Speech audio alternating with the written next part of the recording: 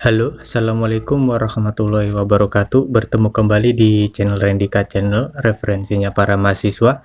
Pada video kali ini saya akan memberikan tutorial cara menetapkan fokus penelitian pada penelitian kualitatif ya.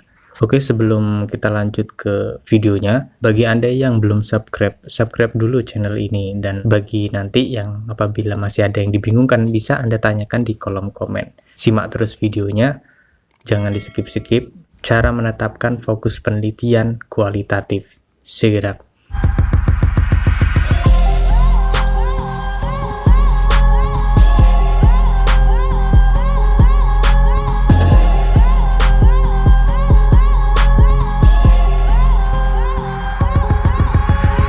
Oke, cara yang pertama yaitu untuk menetapkan fokus penelitian, yaitu kita menetapkan fokus permasalahan itu kepada informan.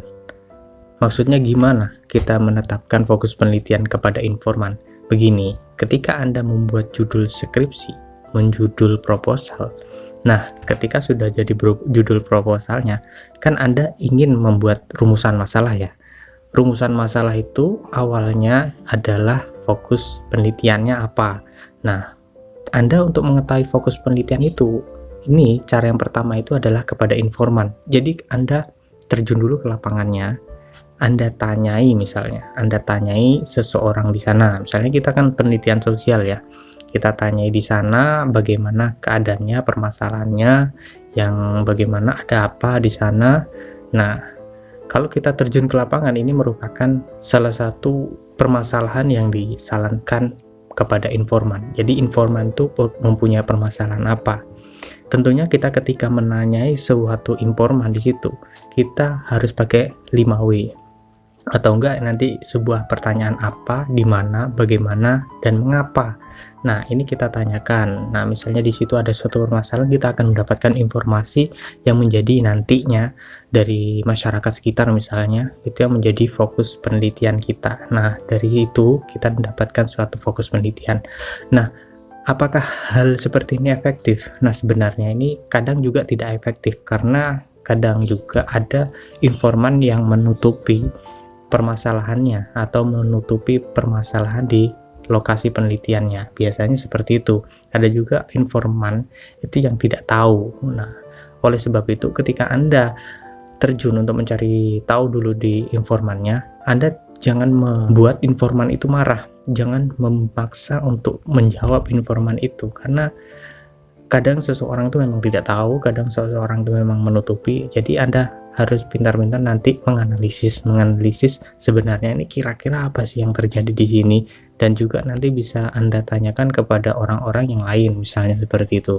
Dan yang paling penting ketika Anda setelah melaksanakan suatu interview misalnya kepada seseorang itu, jangan lupa ucapan terima kasih. Karena kalau Anda cuma menanyai terus tinggal pergi, itu bagaikan tidak ada kesopanan di antara peneliti dengan informannya. Jadi harus ada ucapan terima kasih lah, atau enggak Anda ngasih apa gitu. Nah, nanti ketika hal itu misalnya Anda lanjut di dalam penelitian itu, nanti sangatlah mudah untuk masuk ke dalamnya. Itu tadi yang pertama, yaitu kita menuju langsung ke informan atau kita menuju langsung ke objek penelitiannya. Untuk yang kedua, untuk menetapkan fokus penelitiannya yang nantinya kita jadikan perumusan masalah, yang kedua ini caranya, yaitu kita langsung ke domain-domainnya atau organizing domain. Maksudnya gimana? Kita langsung tuju ke lokasi, kiranya di situ ada realita apa, ada fenomena apa di dalam sana itu. Ketika di situ misalnya kita ke lembaga sekolahan, oh ternyata situ ada fenomena terjadi lonjakan peringkat prestasi misalnya di situ. Nah, itu ada fenomena di situ. Misalnya juga Anda ke perusahaan ada peningkatan yang signifikan tentang penghasilan dari tahun ke tahunnya. Nah, itu juga menjadi fenomena yang bisa Anda jadikan sebuah fokus penelitian. Langsung ke lokasinya, Anda langsung observasi di sana. Nah, itu bisa menjadi fokus nantinya, menjadi fokus penelitian Anda. Itu yang kedua. Ini yang cara yang ketiga, apabila Anda ingin menetapkan suatu rumusan masalah ya dari fokus penelitian, yaitu Anda misalnya menginginkan suatu pengetahuan yang baru, yaitu pengetahuan iptek, pengetahuan yang baru. Nah, ketika Anda ingin mengetahui pengetahuan baru, walaupun di dalamnya situ tidak terdapat suatu masalah ya, karena Anda ingin mengembangkan suatu keilmuan, jadi di situ ya bisa menjadikan fokus permasalahan Anda. Misalnya dalam sekolahan itu sebenarnya sekolahan itu tidak ada permasalahan dia.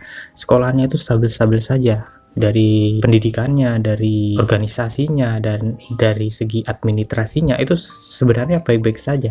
Tapi karena Anda ingin mengembangkan ilmu pengetahuan, atau Anda ingin penelitian Anda itu ingin mengembangkan suatu kajian, kenapa kok pendidikan itu baik-baik saja? Nah, itu bisa dijadikan fokus masalah Anda itu dari misalnya dari segi ipteknya, yang nanti dari segi iptek itu mengembangkan suatu ilmu pengetahuan, itu bisa juga untuk menjadikan fokus masalah. Jadi yang ketiga ini Anda bisa menetapkan suatu fokus masalah ketika di dalamnya situ misalnya nggak ada masalah, tapi Anda ingin mengembangkan suatu ilmu pengetahuan, misalnya ilmu pengetahuan yang sekarang tuh tren, yang sekarang itu sedang, misalnya pendidikan daring itu sekarang tren di situ. Nah, itu perlu dikembangkan walaupun di situ tidak ada suatu masalah, misalnya itu yang Anda kembangkan, itu juga bisa untuk menjadi fokus masalah. Terus yang keempat yang bisa Anda pakai ketika Anda untuk menetapkan fokus masalah, yaitu dengan mengkaji suatu teori. Jadi Anda menemukan suatu teori, ini yang biasa banyak dipakai oleh para mahasiswa. Karena apa? Karena mungkin ya dari teori-teori kakak kelas yang dikaji, lalu dari mahasiswa ke bawahnya itu dikaji lagi. Nah, ini biasanya banyak dipakai. Nah, dari teori-teori itu misalnya Anda ingin membuktikan, itu juga bisa menjadi fokus masalah. Atau enggak dari teori itu Anda ingin mengembangkan atau menemukan hal yang baru seperti grand teori. Nah, itu bisa juga menjadi fokus masalah. Dari teori ini misalnya Anda ingin mematahkan teori, misalnya mematahkan teori atau menemukan hal yang baru. Jadi teori ini dianggap sudah basi lah, ibaratnya seperti itu. Nah, itu malah bagus sekali misalnya itu. Jadi fokus masalah. Tapi hal itu berat sekali, yaitu kelasnya disertasi. Jadi kalau untuk skripsi itu kalau kita mengkaji suatu teori itu biasanya membenarkan. Jadi sudah ada teori kita benarkan lagi, atau sudah ada teori itu kita buktikan kembali teorinya itu seberapa kuatnya teori itu untuk berlaku ketika diaplikasikan. Nah, itu kebanyakan seperti itu. Bisa juga kan misalnya penelitian Anda itu studi literatur ya. Studi literatur itu malah banyak untuk mengkaji sebuah teori-teori, itu masih banyak. Malah yang banyak dipraktekkan untuk fokus kajiannya itu studi literatur, karena dia mengkaji suatu jurnal, mengkaji suatu buku-buku literasi-literasi, yang mana ini nanti dijadikan suatu penelitian yang ilmiah. Nah, itu bisa juga dia menggunakan fokus penelitian dengan mengkaji suatu teori-teori. Nah, bukan tidak kemungkinan ya semua empat hal ini yang tadi yang dilakukan kepada langsung ke informan, yang dilakukan tadi kepada lokasi-lokasinya, dan juga yang ketiga tadi yang dilakukan ingin menemukan penemuan yang baru, misalnya seperti hal iptek gitu yang terbaru. Nah, itu bisa dilakukan di segala bidang, misalnya tapi bukan kuan ya. Kalau kuantitatif itu menyangkut kepada berskala hitung-hitungan. Jadi kalau ini yang saya berikan ini berskala kita mencakup kepada kualitatif. Lalu bagaimana caranya kita membuat rumusan masalahnya? Nah, itu ketika Anda sudah mendapatkan fokus masalah, misalnya Anda sudah mendapatkan fokus masalah, mana fokus masalah yang Anda akan pakai.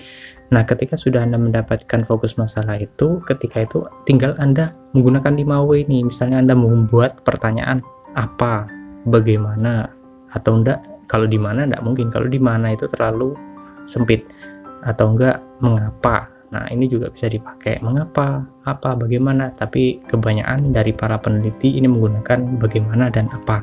Dan yang paling banyak itu adalah bagaimana. Itu tinggal ditambahi aja karena Anda ingin mengetahui dan juga jelas sudah fokus penelitian Anda itu yang mana. Itu bisa Anda gunakan dan Anda tinggal mendalaminya. Ketika fokus masalah ini sudah ada, ini sudah menjadi batasan-batasan masalah Anda. Jadi ketika Anda sudah tahu fokus masalah Anda tidak lari kemana-mana lagi. Kan kebanyakan ketika dia tidak jelas fokus masalahnya, jadi itu kemana-mana dia. Misalnya mengkaji suatu lokasi itu berdasarkan suatu informan. Ternyata dia tidak mendapatkan informasi itu dari informan. Jadi dia mendapatkan suatu teori. Nah, ini kan akan berpindah-pindah dan akan mengakibatkan suatu kesulitan dan kekurangan kepahamannya kepada peneliti terhadap skripsinya. Maka itu dia harus tahu dulu fokusnya itu dia pakai yang mana, atau enggak dia tahu strateginya. Ini misalnya dia ingin meneliti langsung ke informannya, cari tahu dulu di awalnya sebelum membuat skripsi itu loh, sebelum membuat judul tuh cari tahu dulu ke informan. Itu tidak apa-apa, kita hanya sekilas saja karena kita ingin menentukan judul-judul yang sekaligus itu nanti di dalamnya terdapat suatu fokus masalah atau fokus penelitian kita. Oke, terima kasih. Mungkin sekian dulu video dari saya. Apabila ada yang dibingungkan, bisa Anda tanyakan di kolom komen di bawah ini. Tetap subscribe channel saya dan like dan share apabila video ini dirasa bermanfaat ke teman-teman Anda. Assalamualaikum warahmatullahi wabarakatuh.